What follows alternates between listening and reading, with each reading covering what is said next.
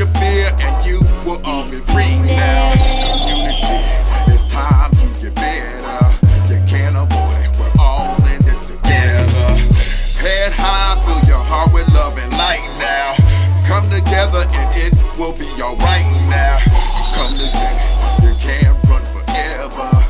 Come together, it's now, oh, it's never. Community, kids are dying in the streets now. Change your mind, unity is all we need now. Community, kids are dying in the streets now. Change your mind, unity is all we need now. Change your mind, unity is all we need now. Change your mind, unity is all we need. Chris Sanders for Community All Unite TV every Thursday from 8 to 8:30 on Comcast Cable and Xfinity on channel 190 and 1097. We are here with the Honorable Mayor Tony Vauss of Irvington, and I am so honored to be here and given the privilege to get the insight from the young man that's doing the big things in the city of Irvington. So please tell them a little bit about yourself and how you got to this position. And then we could go into some of your incentives and policies that you have for Irvington. And I want to see what your vision, what's your total perfect vision of Irvington? Oh, well, great. Well, first of all, man, I'm very happy to be here. You know, thank you so much for having me on the show. And just for people who may not know, you know, a lot of times we figure we know everything that go on, and you know, there are different pockets. Myself in Irvington, Mayor Raz Baraka, North, Ted Green, East Orange, Dwayne Warren in Orange. You know, everybody has their own agendas, but we all work together collectively. Myself, I came into office in 2014, going on my 8th year here as mayor. I'm excited about the direction that my hometown is going in. When I first started, I decided to not be the type of person that would complain about something and not get involved. You know, I wanted to get involved and make a difference. And I wanted to make a difference in my hometown.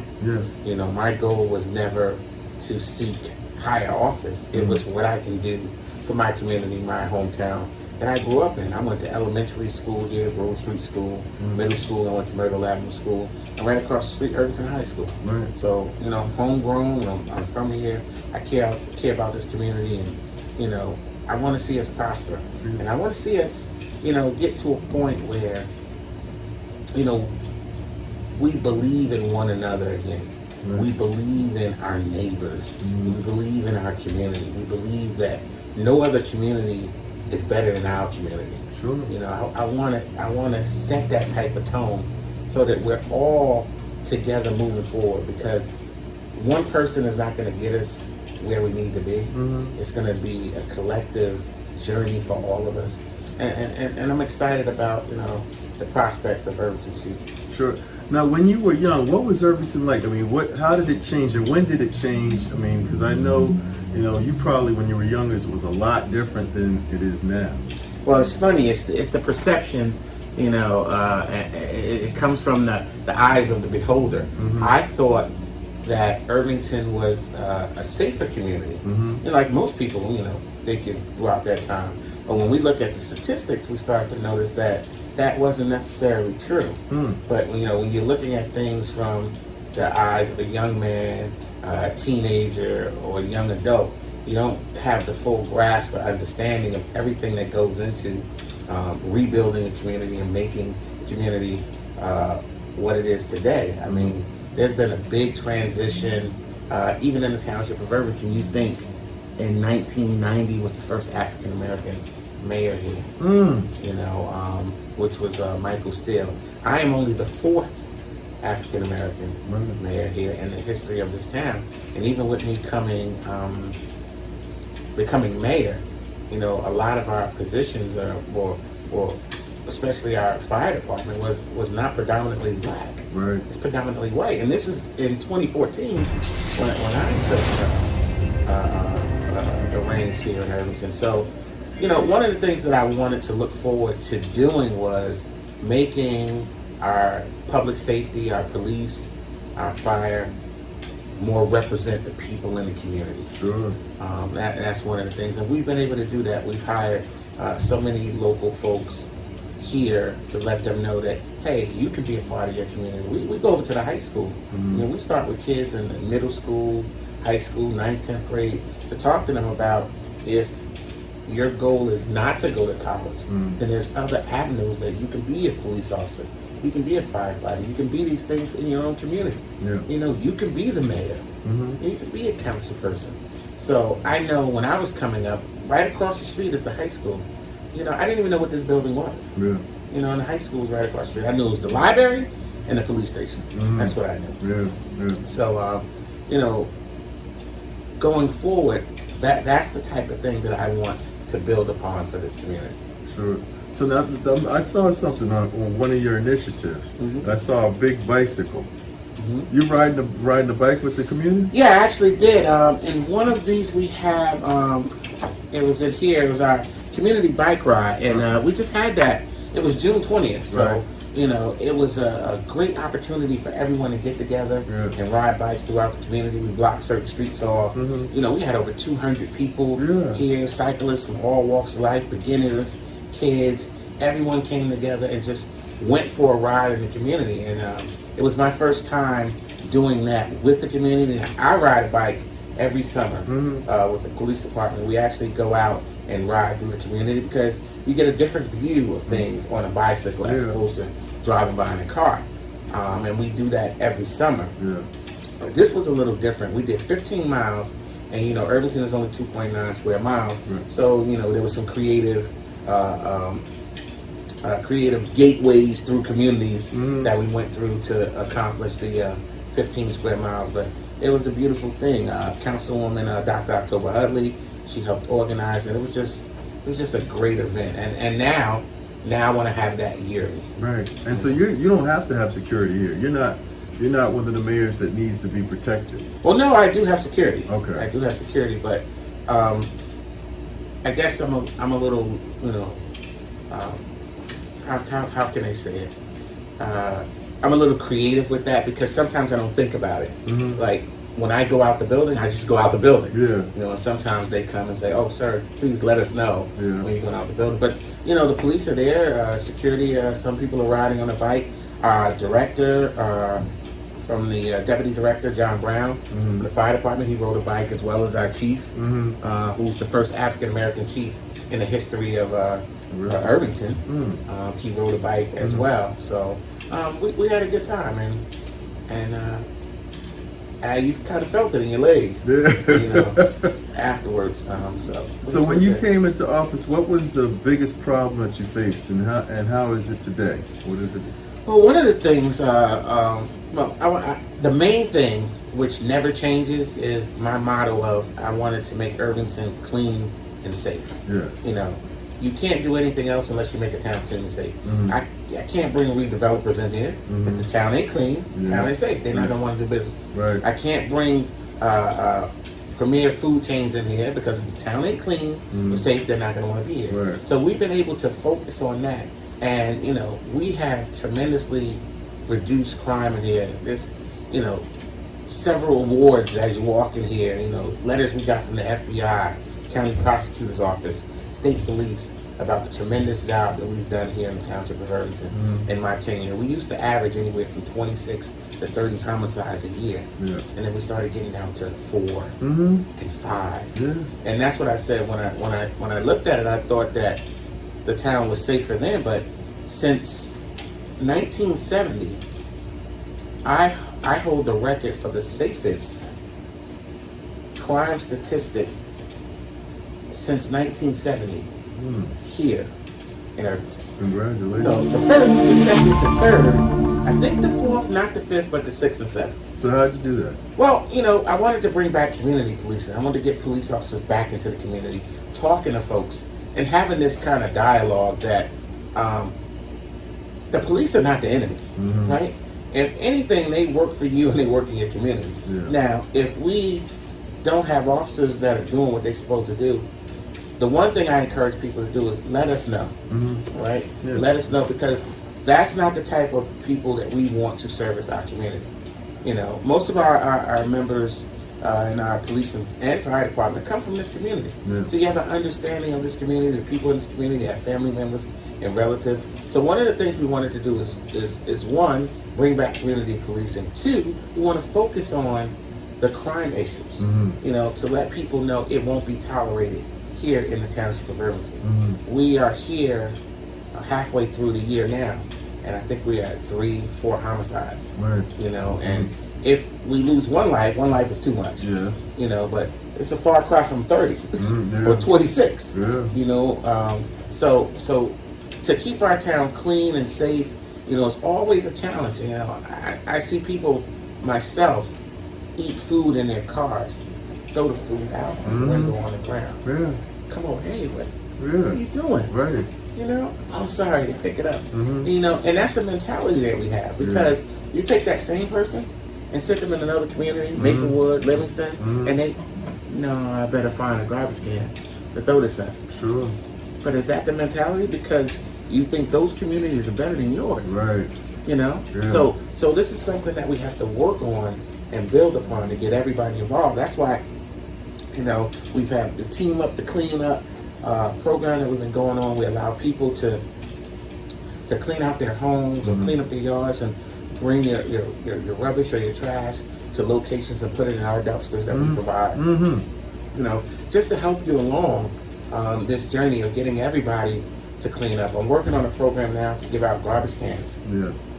Where we're going to give out garbage cans to residents, but I'm asking you to agree to clean up in front of your house, to the house to the left of you, and the house to the right. Right. We'll give you a free garbage can. Yes. Right? So how do you know they're doing that? Everybody. Well, we haven't started the program yet where we haven't given out the garbage cans, but that's what we're going to ask people to do. Yeah. Because we figure if you only cleaned up in front of your house, it would be terrific. Sure. But, you know, right and the left of you, if everybody did that the whole time, we cleaned up. Yeah. You know? So sometimes your neighbors don't even want you on their lawn. That's true, but I'm not talking about going on people's property. In you know, the front of it. Front Right, of got the it. property, you know, on your sidewalks Yeah. and the street in front of you. Yeah. You know, picking up litter and stuff. You know, I see people, sometimes you drive past the bus stop, garbage can right there, person just throw the cup right there on the ground. You know, it's like, please, throw it in the garbage can. We're not equipped to police people throwing cups on the ground. Right. You know, and nor should we have to. Right. You know, people just respect, you know, where they live at and respect their town. And that's what we're working on. It's a challenge, but I think it's a challenge we can meet, you know, once everyone realizes that we want to meet it together. Right. While you were saying that, I just thought about the homeless problem. And what if there was a bus that every morning got the homeless and had a cleanup initiative and used the homeless and paid them, you know, a couple dollars to do that, because of course they're looking for a couple dollars every morning that you see them, you know, panhandling or whatever. But if that was a part of your cleanup initiative to use them to do that, what do you think that would happen? Well, we don't have a large homeless problem. Oh, really? And we do have we have a place called INIC where we feed people every day. We don't ask any questions. You come in, we feed every day. Breakfast, lunch, dinner. Right. Every day. Wow. Clothes. We'll give you food to take home. It's our Irvington Neighborhood Improvement Corporation. Sure. You go right over there and we supply you with these things. So we don't generally have a big homeless problem here. Right. You know, maybe because of that program or where we're located. But, you know, I think a program like that would help, especially some of the metropolitan areas that are larger, that have a great big homeless population. Is there an opioid problem here? Not that I'm aware of, and we are one of the few communities that actually filed a lawsuit on federal court against the opioid manufacturers. You know, because you know you help contribute to the conditions and the situations in our community. Right. So we don't have a massive, but we're 2.9 square miles. So we take everything in conditions and. You know, we have for our population, we have all sorts of different types of issues, but opioid being a percentage of that, yes, but not a large percentage. So when you had this tax-free for 2 years, So did you have to get your budget to a certain point to even be able to do this program? I know when you got there, was it a lot worse than it is now? Well, what we wanted to do is, we have the no property tax increase for the next 2 years. Right. Coming out of the pandemic, what we wanted to do was, a lot of people were strained, a lot of people lost their jobs, a lot of people couldn't pay their mortgages and so forth and so on. So we figured, what type of relief can we give to our residents? Sure. You know, even though, government is under strain, services and, people don't understand that each year we pay police, we pay fire, we pay employees, and their salaries go up every year. And we tried to figure out what we can do to ease the burden on the taxpayers in our community. Sure. So it took some creative budgeting, to come out to say, you know what, we're not going to have an increase this year. We're going to keep things at this level and try to maintain that level for the next couple of years. So internally, we have to even tighten our belts tighter, to cover the cost, because the cost still goes up, but how we budget for it. So for example, if our budget is around $110 million, with all the increases, we might say, okay, our budget needs to be $120 million at this time. We're saying, regardless of what our issues are, we want to keep it at $110 million without increasing that extra burden, because people are just getting back to normal. They're just getting out of the pandemic. So we want to try to maintain that level. And it's not an easy thing to do. But, we really think it's important for us to do that for our community. So to clarify that, you're saying no property taxes for 2 years. No property tax increase. Increase. So it's still property tax, but no increase. Got it. Okay. The property taxes increase every year. Right. What we're trying to do is stop it from increasing. Got it. Now, so I don't want you to have to pay no more than you already had to pay. Okay. And we want to try to do that for 10 years, even though services go up, bills go up, contracts go up. Even though that's going up, we're trying to, hold the line there, so to speak, on the increases. So when a developer comes to your town and they ask for, a tax abatement, does that sort of fights against your budget when it comes, or is it easy to get a tax abatement as a developer coming in this town? Well, no, it's not easy to get a tax abatement. I'm really not a fan of full abatements, but it depends on the project and what it brings to this community. You have to assess all of those, and each project is different. Some have 20, 30-year tax abatements or partial abatements. So each project is unique, and it has to. We have to take a hard look at that. But we generally are not big fans of abatements for property taxes. Just for coming into town. What's the projects? Is it low income? Is it going to benefit the residents here? Is it going to do anything for the quality of life for the residents here? Those things we take into consideration. Sure. Now, as far as you said, last time I talked to you, you said there's really no police brutality here. So you don't have any problems with the police? Well, no, it's not a matter of. I don't want to blanketly say there's no police brutality, because there may be people out there who feel like it's police brutality. I'm saying there's no racial police brutality. Right. So there's no, you're a white officer and you're attacking me because I'm a black officer, because 90% of the time it's a black officer and a black person. So there may be some issues there or some underlying issues, but it's not a matter of race. And I've said that. I've been in a few interviews and I've said that, and I always wanted to make sure people understood that the clarity of our town is unique, because some of these towns still have the problems that we found ourselves in a few years ago, where the community, the police department doesn't represent what the community looks like, and then that creates a problem.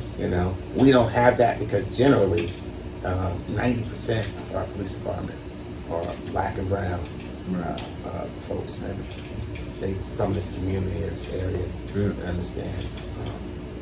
Help me understand, the way the government is structured. You were saying education has its own responsibilities and I guess head of education, and of course I guess all the different departments have their own head, and you're the head of government. Right. So Could you explain that? a lot of people don't understand. So the school system and the city government are separate. Mm-hmm. The school gets their money from the state primarily, except for the tax levy that they get from the town. Mm-hmm. They have an elected school board. They are elected. They govern. They have absolutely nothing to do with the town other than the town collects the tax levy and turns it over to the schools. Mm-hmm. Right. So they're their own form of government. Right. So, for example, if they wanted to shut down the schools, Yeah. the governor has the authority to shut down the schools. Mm-hmm. The mayor just can't go shut down the schools, Right. right? Because the form of government, the governor is the head of that chain. Right. So a lot of people think the mayor is in charge of everything. The mayor is in charge of Yeah. schools and this and that. No, the mayor's not in charge of the schools. Is that normally in all the cities in Essex are like that? Yes. Because Yes. everybody thinks it's a big budget that the mayor helps select where the most of the money is going to go to. Nope. Schools do have a big budget. Primarily, most of the time, the school district budget is bigger than the town's budget, Mhm. but it's a separate budget that the municipal government doesn't even vote on or have any influence on. Mm. It's totally separate. So the council doesn't vote on any of those things? You know, the school board votes on their own stuff. Got it. They have a 9-member board, Mm. a superintendent of schools, of course, commissioner of education, governor. That's how that functions. Right. So, in all the communities, people think that it's a little different in some communities because the structure is the same, but for example, the board here in Irvington is elected, so you have to go out and run for office to get elected. Mhm. For example, in East Orange, they're appointed, Mm-hmm. but they're appointed by the mayor. Okay. The mayor appoints the school board members, Right. but it's still a separate entity. Right. Orange used to be appointed, now they're elected, so they elect their school board members. mhm. And of course, in Newark, they elect their school board members as well. Right. Oh, okay. So now, this council of the governors. Is that what it's called? With all the of the mayors, all the mayors from Essex. I saw them on the poster outside. Or is it? Oh, urban mayors, the urban That's what it's mayors called. united. Urban Mayor Yes. United.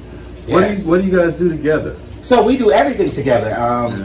People will be surprised. We talk to each other almost daily Mhm. about all the issues that are going on because we figure that somebody might be doing something that becomes new to us. Sure. And can help us manage and walk through it. Mm-hmm. So I talked to Baraka Mhm. and Green this morning. I talked to Warren yesterday. Mhm. So we literally will get on a Zoom call or conference call and we will talk, or we'll all get together in person Right. and go somewhere.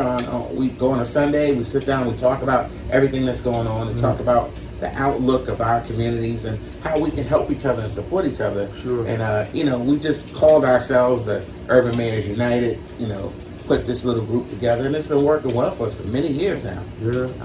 And the four of us have been, kind of joined at the hip. Is there an initiative that you guys pretty much rallied together to bring? Well, remember the biggest initiative was COVID when we were shutting Right, down cities and we were in lockstep with each other and what we're going to do and when we're going to do it, how we're going to do it. Yeah. We got our police chiefs and directors together in a meeting and all coordinated the stuff. So, we do it all the time. So it's common for us to do it, and we call ourselves the Urban Mayors United. But we work with other mayors. I work with the mayor of Maplewood, mayor and village president of South Orange, Hillside in Union County.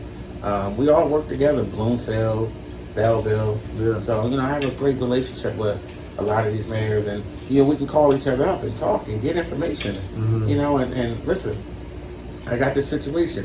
Have you ever dealt with anything like this? And what do you recommend?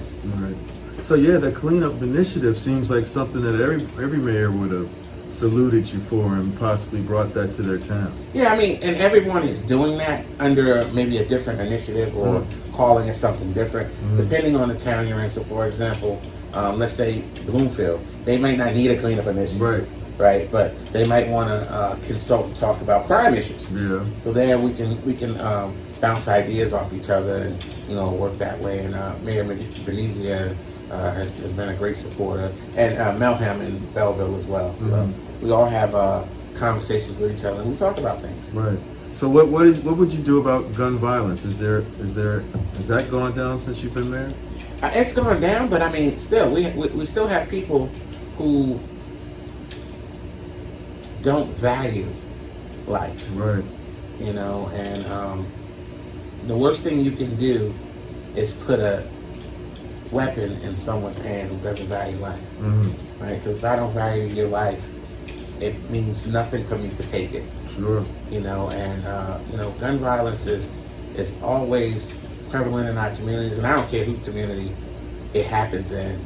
If it happens in any of our communities, it hurts all of us, because this is something that, you know, we think is just senseless. Senseless lives are being lost due to gun violence. Mm-hmm. And we try to minimize that in all of our communities. And I think across the board, everybody's crime is down.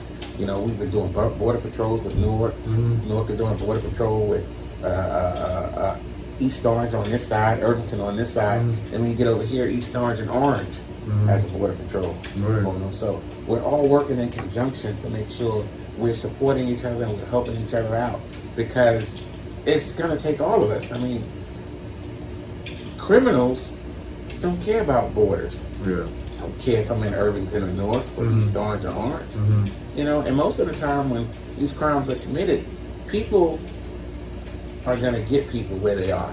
Doesn't matter where it's at. Yeah. It's not, you know what, I'm not going to do this because it's Irvington. Right. You know, or it's not going to be like, I'm going to chase you, and as soon as you jump into North, well, you're out of Irvington now. I can't. No, they don't care. Yeah. You know, so gun violence is still reaches its ugly head in our communities, and you know, we're doing the best we can to get that as close to zero as possible. Yeah. You know, I remember one time I was at a council meeting and I saw you there. And you attend a lot of them, or you attend most of them? yeah, because I try to do two things. I try to attend the council meetings. You want to hear what the community is saying and what they're dealing with. And at the same time, you want to let the legislative branch kind of manage their meeting, because it is a council meeting. It's not a meeting for the mayor. But I want to just be there and kind of hear what's going on, and you know, see if we can jumpstart some of the things. So if you're there and you're talking about a pothole, I'm there. I can hear it. I can address that, you know, right away and try to get on top of it. Right. Difference in here in Newark, East Orange, and Orange, because of how we feel about folks. So we never bought into that. You know, we needed to become a sanctuary city to stop the previous administration from doing what they're doing. We're just saying we're just not going to tolerate that in our community. That's just it. Right. You know, we don't deport people. You know? That's not what we do. We help people. You know. So.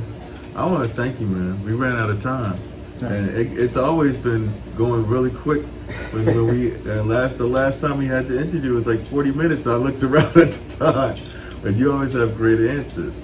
So I want to thank you. I know your time is valuable, and I appreciate this. And Community All Unite TV is going to be here. Bro, I want to do whatever I can to support you when you run again, of course. And thanks again. Community All Unite TV, another great interview on Comcast Cable and Xfinity, channel 1097 and 190. Please check it out.